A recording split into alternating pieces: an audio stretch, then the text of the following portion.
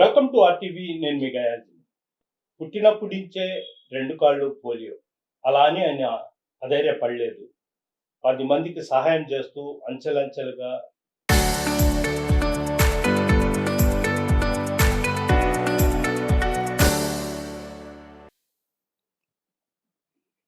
ఎదిగారు. అదేవిధంగా ఆయన సుమారు 49 సార్లు రక్తదానం చేశారు. ఎన్నో సేవా కార్యక్రమాలు చేపడుతున్నారు. ప్రస్తుతం ఆయన novo blood bank centre director కూడా వ్యవహరిస్తున్నారు. ప్రస్తుతం ఆయన ఎవరో కాదు, మోపూరు భాస్కర్ నాయుడు. ప్రస్తుతం ఆయన మనతో ఉన్నారు. ఆయన సేవా కార్యక్రమం ఏంటి, ఎన్నో అవార్డులు రివార్డులు కూడా తీసుకోవడం జరిగింది. ప్రస్తుతం భాస్కర్ నాయుడుతో ఒకసారి మాట్లాడుతాం. నమస్తే భాస్కర్ నాయుడు.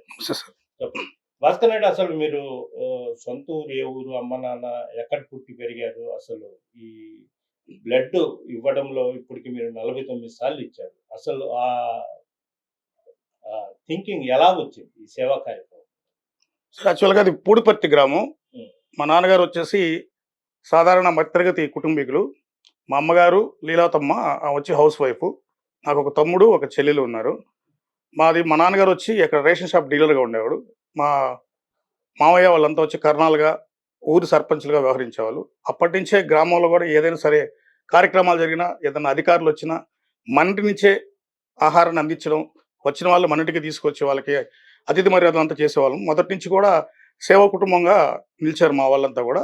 అలాగే నేను 1997 నుంచి 99 వరకు, 96 నుంచి 99 వరకు పాలిటెక్నిక్, వెంకటేశ్వరం పాలిటెక్నిక్లో సివిల్ ఇంజనీర్గా చేరాను.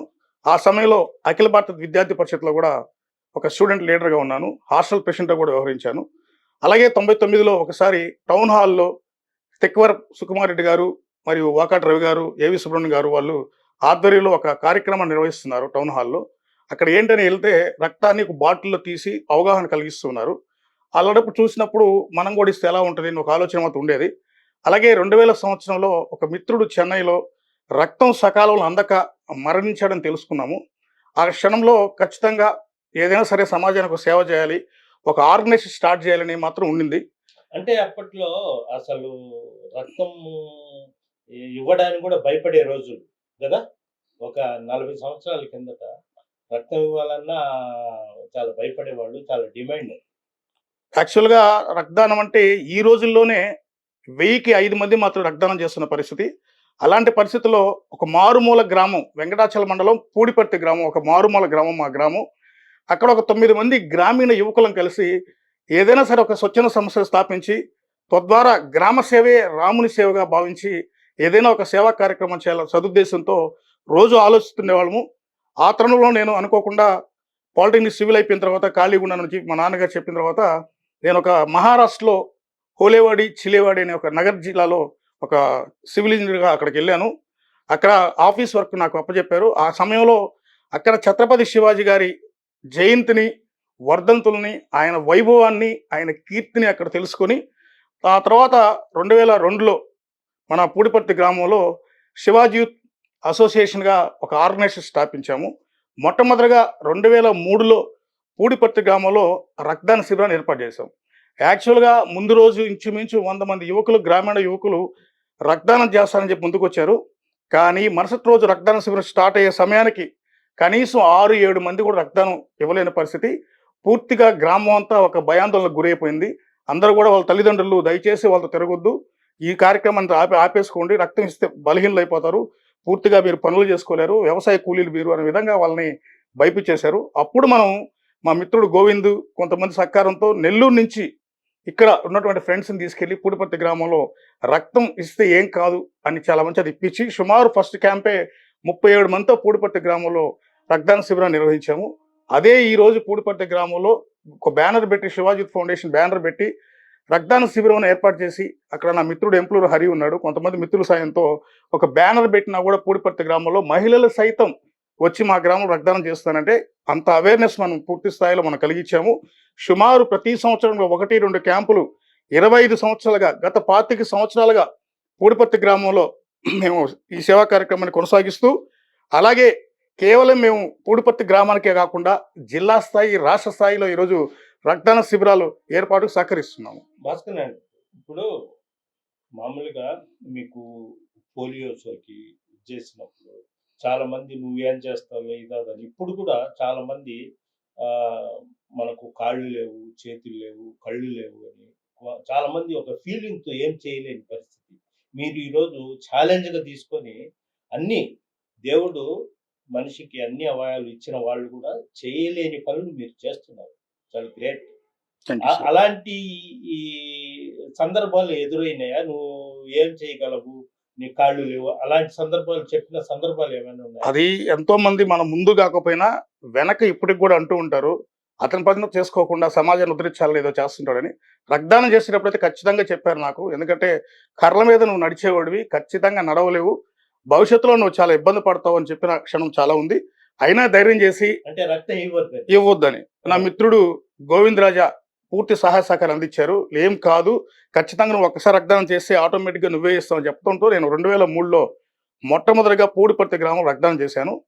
ఆ తర్వాత ఇప్పటి వరకు నేను 49 సార్లు కంటిన్యూగా రక్తదానం చేస్తూ, అలాగే వేలాది మంది రక్తం ఇచ్చే విధంగా నేను అవేర్నెస్ కలిగించి, ఈరోజు అది వేలాది పోయి లక్షలాది యూనిట్లు సేకరించినటువంటి సంస్థగా రెడ్ క్రాస్లో పనిచేశాను, నెల్లూరు బ్లడ్ బ్యాంకులో పనిచేశాను, తిరుపతిలో పనిచేస్తున్నాను, ఛత్రపతి శివాజీ వాలంటరీ బ్లడ్ సెంటర్కి అడ్మినిస్ట్రేటర్గా ఉన్నాను. ఈరోజు మన నవాబ్ బ్లడ్ సెంటర్లో పూర్తి స్థాయిలో బాధ్యతలు నిర్వహిస్తూ, గూడూరు శ్రీధర్ గారి సారథ్యంలో బ్లడ్ బ్యాంక్ ఉంది, దానికి నేను ఇక్కడ బాధ్యతలు నిర్వహిస్తూ గ్రామీణ ప్రాంతాలని పూర్తిగా అవేర్నెస్ చేసుకుంటూ, గ్రామీణులు రావాలి, ఎక్కువ మంది ప్రజల్లో చైతన్యవంతులు కావాలి. ఎందుకంటే పట్టణాల్లో సహజంగా రక్తం ఇస్తారు, గ్రామీణ ప్రాంతాల్లో వాళ్ళు వ్యవసాయ పనులకు వెళ్తారు, చేపలు పట్టడానికి వెళ్తారు, రకరకాల పనులు చేసుకుంటారు. కాబట్టి వాళ్ళు ఖచ్చితంగా భయపడతారు, రక్తం ఇస్తే ఏదైనా అయిపోద్దేమో, మేము రేపటి నుంచి పని చేసుకోలేమో అని.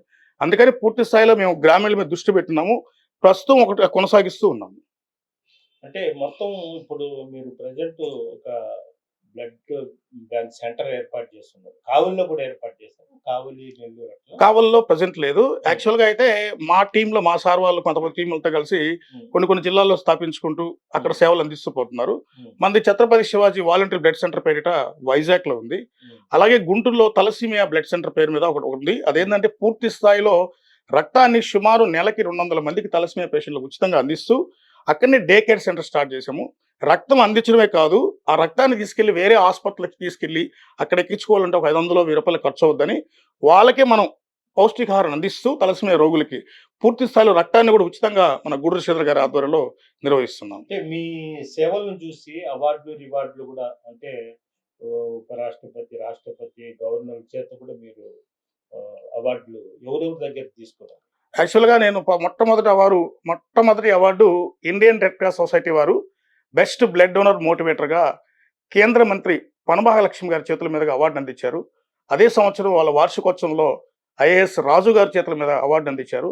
అలాగే ఐఏఎస్ ముత్యాలరాజు గారు, మేడం సుజాతారావు గారు, శ్రీధర్ గారు, శ్రీకాంత్ గారు, లక్ష్మీకాంత్ గారు, ఇలా సుమారు 10 మంది ఐఏఎస్ ఆఫీసర్లు, ఒక 10 మంది ఐపీఎస్ ఆఫీసర్ల దగ్గర అవార్డులు తీసుకున్నాను. అలాగే 2007లో మనం చేస్తున్నటువంటి సామాజిక సేవల్ని మెచ్చి కేంద్ర ప్రభుత్వ సంస్థ అయినటువంటి నెహ్రూ యువ కేంద్ర నన్ను అప్పటి ఉమ్మడి రాష్ట్రం హైదరాబాద్లో ఒక అవార్డు సెలెక్ట్ చేశారు, బెస్ట్ సోషల్ సర్వీస్ మ్యాన్గా. అప్పుడు నాకు హైదరాబాద్లో మన అప్పటి గవర్నర్ ఎన్డి తివారీ గారి చేతుల మీదుగా బెస్ట్ సోషల్ సర్వీస్ అవార్డుని అందించారు. ఆ తర్వాత నేను ఎన్నో రివార్డులు అందుకుంటూ వచ్చాను. గతంలో తీసుకున్న అవార్డులు ఎన్నో ఉన్నాయి. అందులో గౌరవ డాక్టరేట్ కూడా తీసుకున్నాను. కరోనా సమయంలో మనం ప్రతిరోజు నిత్యం మన ఇంటి నుంచి ఆహారం అందిస్తూ, మంచినీటి అందిస్తూ, ఆ తర్వాత కరోనా సమయంలో నిరాశలను అందరికి కూడా ఎంతోమందికి ఆహారం అందించడమే కాకుండా రైస్ బ్యాగు, కిట్స్ని అందిస్తూ సుమారు 800 కుటుంబాలకి మనం చేసిన సేవలను మెచ్చి mother Teresa university, Xavier Harvard university, Bengaluru వారు నాకు గౌరవ డాక్టరేట్ అందించారు. అలాగే జమ్ ఆఫ్ ఇండియా అనే ఒక అవార్డును తీసుకున్నాను. అలాగే 2018లో ప్రేమ దివాస్, భారత్ టుడే వారు ఛానల్ వారు ప్రేమ దివాస్ అనే అవార్డుని ఇచ్చారు. అలాగే నంది అవార్డు కూడా నేను తీసుకోవడం జరిగింది. తెలంగాణలో లక్ష్మీ గారి ఆధ్వర్యంలో ఉన్నటువంటి రుద్రమదేవి సెల్ఫ్ డిఫెన్స్ అకాడమీ వారి ద్వారా హీరో సుమన్ గారి చేతుల మీదుగా, ఇప్పటికి సుమన్ గారి చేతుల మీదుగా నేను 3 అవార్డులు అందుకున్నాను. అందులో నంది అవార్డు కూడా కరోనా సమయంలో చేసిన సేవలకి నాకు అక్కడ అందించారు. అలాగే శివాజీ ఫౌండేషన్ కేవలం అవార్డు రివార్డు అని కాకుండా, ఒక రక్తమనే కాకుండా, ఈరోజు శివాజీ ఫౌండేషన్ విద్య, వైద్యం, ఉపాధి, గ్రామీణ వికాసం, క్రీడలు, స్వచ్ఛ భారత్ మీద ఎన్నో కార్యక్రమాలు నిర్వహించున్నాము. వేలాది మొక్కల్ని పంపిణీ చేస్తున్నాము, నాటున్నాము, సంరక్షించున్నాము. అలాగే ప్రకృతి వైపరీత్యాలు ఎప్పుడు సంభవించినా కూడా మనం ప్రత్యక్షంగా వెళ్ళి మెటీరియల్ని అటు ఇండియన్ రెడ్ క్రాస్ సొసైటీ సహకారంతో, శివాజిత్ ఫౌండేషన్ మిక్స్ అయ్యి కావాలి వారి సహకారంతో పూర్తి స్థాయిలో హుదూద్లో మనం 2014లో సుమారు 15 లక్షల మెటీరియల్ని వైజాగ్లో పంపిణీ చేసి వచ్చాము. అలాగే చెన్నై వరద బాధితులప్పుడు సాయం చేసి వచ్చాము. లోకల్లో కూడా ఎన్నో డిజాస్టర్లకి శివాజిత్ ఫౌండేషన్ ప్రత్యక్షంగా స్పందించేస్తుంది. కేరళకి సుమారు 18 లక్షల మెటీరియల్ని ప్రత్యక్షంగా వెళ్ళి అక్కడ కలెక్టర్ తేజ్ కృష్ణ గారి సహకారంతో గ్రామీణ ప్రాంతాల్లో ఉన్నటువంటి నీళ్ళలో చిక్కుకుపోయినటువంటి వరద బాధితులకు కూడా మనం ఆహారాన్ని మరియు సరుకుల్ని అందజేసి వచ్చాము. ఇలా శివాజిత్ ఫౌండేషన్ ఎక్కడ ఏ సహాయం కావాలంటే కూడా ఆ సహాయాన్ని చేస్తూ ముందుకెళ్తుంది. ఇప్పటి వరకు 184 మంది విద్యార్థులకు మన సొంత నిధులతో చదువును అందించున్నాము.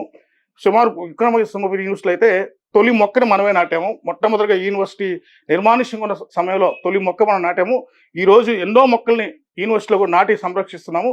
ఇలా ఎన్నో సామాజిక సేవా కార్యక్రమాలని మేము చేస్తూ ఎన్నో స్వచ్ఛంద సంస్థల ద్వారా ఈ సమాజానికి సేవ చేయడానికి ముందుకు తీసుకెళ్తుంది. అంటే ప్రధానంగా ఈ ఈ రక్తాలను కొన్ని అంటే ఓ పాజిటివ్ ఆ విధంగా ఉంటాయి కదా, ప్రధాన డిమాండ్ ఉన్న రక్తం ఏంటి? సాధారణంగా రక్తంలో 4 గ్రూపులు ఉంటుందని కామను. ఏ, బి, ఓ, ఏబి అనేది ఉంటుంది. అసాధారణ సందర్భంలో కొన్ని సందర్భాల్లో ఏమవుతుందంటే ఒకే ఒక గ్రూప్ బాంబే ఫినోటైప్ గ్రూప్ ఉంది. అందులో పాజిటివ్ నెగిటివ్ ఉంటుంది. ఇది ప్రతి 1,00,000 మందిలో 2,00,000 మందిలో 3,00,000 మందిలో మాత్రమే ఒకరికి ఉంటుంది. అందులో ఈ బాంబే ఫినోటైప్ గ్రూప్ అనే వ్యక్తి మనకి ఇక్కడ విప్పగుంట మధుసూదన్ రెడ్డి గారు బుచ్చిలో ఒక ఆయన ఉన్నారు. ఆయన మాత్రమే తరచూ అవసరమైనప్పుడు రక్తదానం చేస్తూ ఉంటారు. సుమారు 38 సార్లు హాస్పిటల్లో ఉన్నటువంటి రోగులకు ఆయన రక్తాన్ని ఇచ్చి రక్షించున్నారు. అలాగే ఏ సమయంలో అయినా సరే నెగిటివ్ గ్రూపులకు ఎప్పుడు డిమాండ్ ఉంటుంది. ఈరోజు ఏ నెగిటివ్ చూసుకున్నా, బి నెగిటివ్ చూసుకున్నా, ఓ నెగిటివ్ చూసుకున్నా, ఏబి నెగిటివ్ చూసుకున్నా కూడా బాగా డిమాండ్ ఉంది. ఏబి నెగిటివ్ అయితే 1000 మందికి ఒకరు ఉంటుంది కాబట్టి ఎప్పుడు కూడా రక్తంలో పాజిటివ్ గ్రూపుల కన్నా కూడా నెగిటివ్ గ్రూపులకు ఎప్పుడు డిమాండ్ ఉంటుంది. అవసరార్థం బట్టి మనం రక్తదాతల నుంచి రక్తాన్ని సేకరిస్తాం. ఇప్పుడు మీరు ఎలా ఇస్తున్నారు? అంటే రక్తం కావాలి, మనకే ఒక రక్తం 2 ప్యాకెట్స్ కావాలి, ఎలా ఇస్తారు? అంటే దానికి ఫ్రీగా, లేదంటే కనీసం ఆ ప్యాకెట్స్ కి ఖర్చు, మెయింటెనెన్స్ కి మొత్తం ఎలా తీసుకొని ఎలా చేస్తారు? యాక్చువల్గా రక్త నిధులు అనేది ఎలా అంటే కేంద్ర రాష్ట్ర ప్రభుత్వాల డ్రగ్ కంట్రోల్ సొసైటీ వారి ఆధ్వర్యంలో నడుస్తాయి. కేంద్ర రాష్ట్ర ప్రభుత్వాలు ప్రాసెసింగ్ ఛార్జెస్, సర్వీస్ ఛార్జెస్ అని ఒక ఛార్జెస్ గవర్నమెంట్ నిర్ధారిస్తుంది రక్త నిధులకి. ఆ పరీక్షలకు అయ్యే ఖర్చులు మాత్రమే రక్త నిధులు తీసుకోవాలి. వాళ్ళు ఇచ్చినటువంటి కాకుండా ఎవరు కూడా ఎక్కువ తీసుకోవడానికి ఉండదు. కేంద్ర రాష్ట్ర ప్రభుత్వాలు ప్యాకెట్ సెల్కి ఒక 1,550, ప్లాస్మాకు ఒక 600, 400 ఇలా నిర్ధారిస్తారు. ఎస్డిపికి 11,000 ఇట్లా రేట్లని కేంద్ర రాష్ట్ర ప్రభుత్వాలు నిర్ణయిస్తాయి. ఆ నిర్ణయం ప్రకారమే ఏ రక్త నిధి అయినా, ఐఆర్సీస్ అయినా కావచ్చు, నోవా అయినా కావచ్చు, ఇక్కడున్న ఏ బ్లడ్ బ్యాంక్స్ అయినా కూడా ప్రభుత్వ నిబంధనల ప్రకారమే ముందుకు తీసుకెళ్ళాలి. ఆ ప్రకారమే తీసుకోవాలి కూడా. అలాగే ఎవరైనా సరే ఇప్పుడు ఏమవుతుందంటే ఎక్కువగా స్వచ్ఛంద రక్తదాతలు ఉంటే మనం రీప్లేస్మెంట్ అడగకుండా రక్తాన్ని ఇస్తాం. లేదంటే ఏం చేస్తామంటే వాళ్ళకి సపోజ్ ఏ పాజిటివ్ కానీ వస్తే మనం బి పాజిటివ్, ఓ పాజిటివ్ వాళ్ళు ఇస్తానంటే తీసుకొని ఆ రిమైనింగ్ తగ్గించి ఒక 500 తగ్గించి ఆ ప్రాసెసింగ్ ఛార్జ్ తీసుకుంటాం. ఆ ప్రాసెసింగ్ ఛార్జీలోనే రెంట్ కట్టాలి, శాలరీస్ ఇవ్వాలి, మిగతా సమస్యలు నడపాలి. ట్రస్ట్లు ఏదైనా ఉంటే ఆ ట్రస్ట్ దాన్ని ఖర్చుని భరించాలి. అంతేగాని ప్రజల మీద ప్రత్యేకంగా తీసుకునేది ఏం లేదు. ఉచితంగా అంటే ఎలా అంటే మనం క్యాంప్ చేసినప్పుడు మనం ఎప్పుడు కూడా ప్రభుత్వ హాస్పిటల్ రక్తనిధికి కొంత సపోర్ట్ చేస్తాం. 30% బ్లడ్ వాళ్ళకి ఉచితంగా అందిస్తాము. At the same time government hospital నుంచి ఎవరైనా సరే బ్లడ్ బ్యాంక్ వచ్చి బ్లడ్ కావాలంటే వాళ్ళు బ్లడ్ ఇస్తే ఉచితంగా ఇస్తున్నాము. లేని విధంగా నోవా బ్లడ్ సెంటర్లో ప్లేట్లెట్స్కి కానీ ప్లాస్మాకి కానీ బ్లడ్ ఇస్తే పూర్తి ఉచితంగా వాళ్ళ దగ్గర నుంచి ₹1 కూడా తీసుకోకుండా పూర్తి ఉచితంగా మనం ప్లాస్మాని, ప్లేట్లెట్స్ని అందిస్తున్నాము. ఇప్పుడు ఒకవేళ అంటే ఎక్కువ బ్లడ్ ఉంటుంది అంటే ఎన్ని రోజుల్లోపు దాన్ని యూజ్ చేయాలి, లేదంటే వృధా అవుతుంది కదా? యాక్చువల్గా ఇప్పటి వరకు వృధా పరిస్థితి లేదు.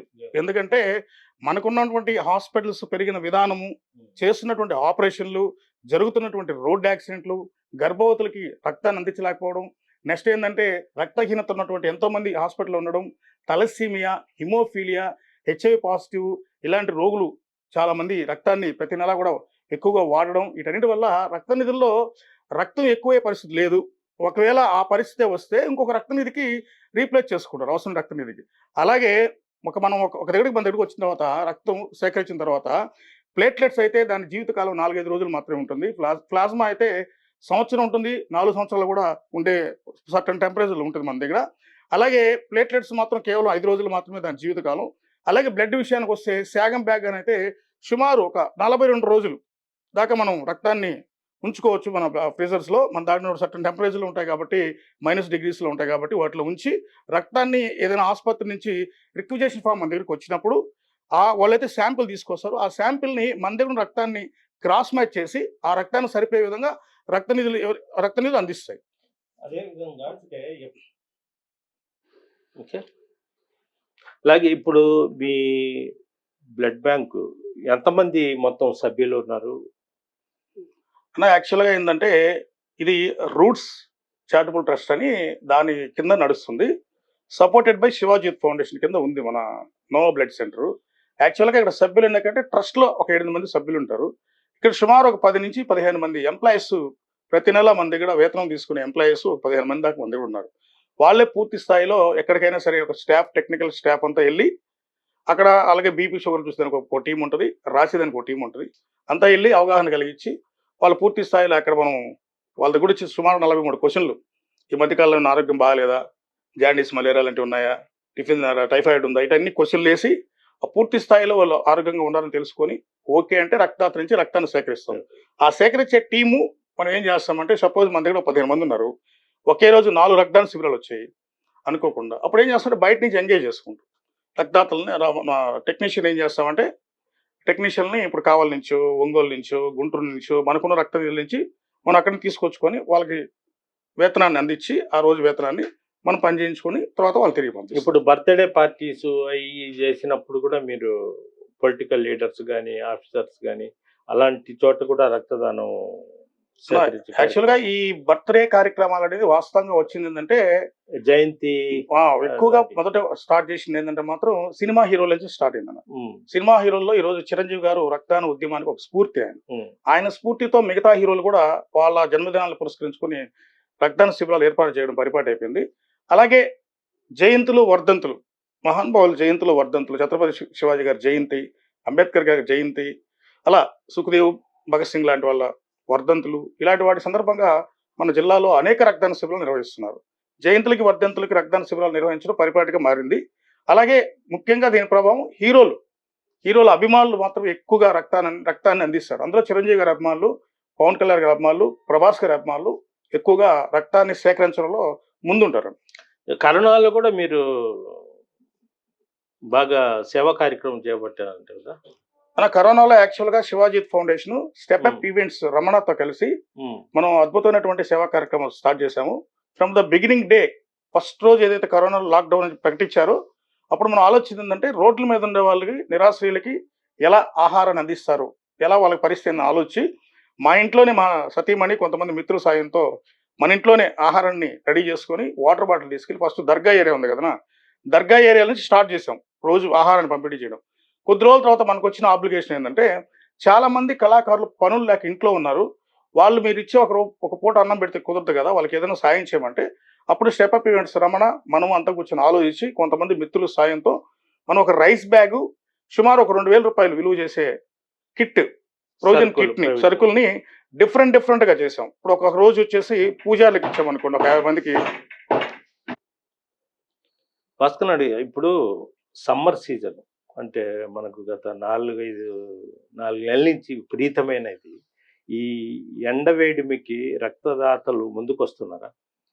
యాక్చువల్గా టెక్నాలజీ ఇంత అభివృద్ధి చెంది అందరికీ మంచి విజ్ఞానం ఉన్నా కూడా ఒక ఎండాకాలం వస్తే మాత్రం రక్తం ఇవ్వాలంటే ఆలోచనకు వచ్చేస్తారు రక్తదాతలు. ఎందుకంటే పిల్లలకు పరీక్షల సమయం ఆ టైంలోనే ఎక్కువ మంది ఆపరేషన్లు పెట్టుకుంటారు హాస్పిటల్స్లో.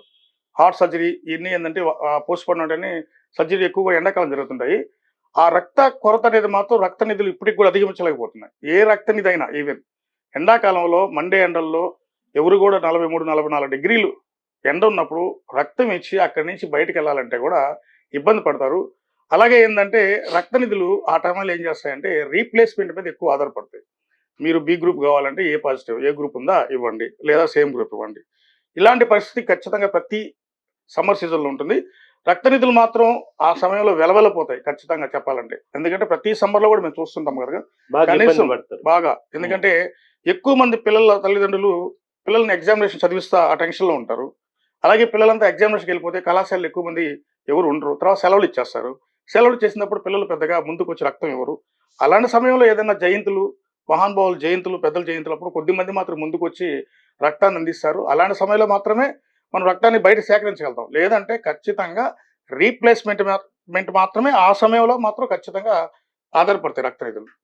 అదేవిధంగా మీరు ఇంటర్ కాస్ట్ మ్యారేజ్ చేసుకున్నారు. అదేవిధంగా మీరు చేసే సేవలో కానీ అదే ముందుకెళ్తున్నారు కదా, మీ సతీమణి గారి ప్రోత్సాహం ఎలా ఉంటుంది? ఏదైనా సరే ఇంట్లో వాళ్ళు సపోర్ట్ లేకపోతే ఖచ్చితంగా మనం ఏం చేయలేం. ఎందుకంటే ఈరోజు మనీ సంపాదనలోనే చూసే మనం ఉన్న ఈ రోజుల్లో ఎప్పుడు కూడా ఇంట్లో నుంచి ఒక రూ. 500 ఉందంటే అందులో రూ. 400 ఖర్చు పెడుతున్నా కూడా మా సతీమణి ఎప్పుడు అబ్జెక్షన్ చేసింది లేదు. అలా చేస్తుండే పని అయితే ఈరోజు అసలు శివాజిత్ ఫౌండేషన్ అనేది ఇన్ని రోజులు సర్వీస్లో ఉండదు. వాస్తవంగా 2007లో నేను ఐఆర్సీఎస్లో పనిచేస్తున్నప్పుడు తను అక్కడ చేరింది.